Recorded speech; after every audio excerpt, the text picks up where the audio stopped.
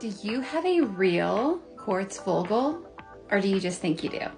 Hi, I'm Bella from Bella and Crystals. I'm an energy healer and reader, and I own a metaphysical shop, and today we're going to talk about Vogel carving. Now, yes, most Vogels on the market are not, in fact, real Vogels. And I have some in my shop, and I disclose that they're not.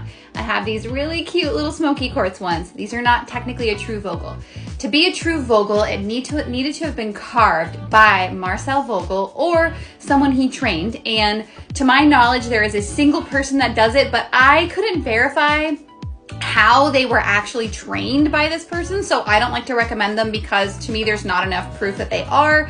But supposedly there is a single person that is still trained to do this. Now, why is this kind of weird and unique, this carving and this shape? So this is a special carving style, and essentially the Vogel is designed to, so it's essentially a super amplifier is what it was designed to do. Amplify your intentions, your energies, based on the way that it was carved. Now, here's where the story gets a little interesting. So the individual who developed this style of carving, which he said must be done by hand, mine that I have are machine cut, even my very fancy aura piece, most likely a machine cut piece. So what's really interesting here, and this is the weird part of the story, Marcel Vogel actually worked for IBM. If you don't know who IBM is, and maybe because you're a Gen Zer, IBM was one of the big main computer tech companies that initially came out before we had like our big wigs like Microsoft and Apple were huge. IBM was the big computer company. And they had computers that were larger than my bedroom where I have my shop. Now, Marcel worked for them as a research scientist, and there were some beliefs, again, there is no proof to this is just kind of stories.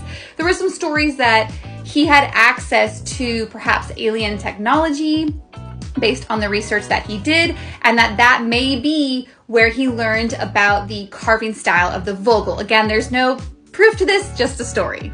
But we do know, based on the carving, that he designed it to emulate the angles of the Great Pyramid of Giza. Now, also the reason I say there is no true Vogel out there is because he registered that actual carving shape as a registered trademark of that family. So technically what we call Vogel could potentially be trademark infringement. And I can do another video on trademark infringement, especially with like Disney. Y'all, don't go messing with Disney. They'll come for you. So it's more appropriate to call Vogel carvings Vogel-like carvings because technically they're not the initial concept by which the carving was created.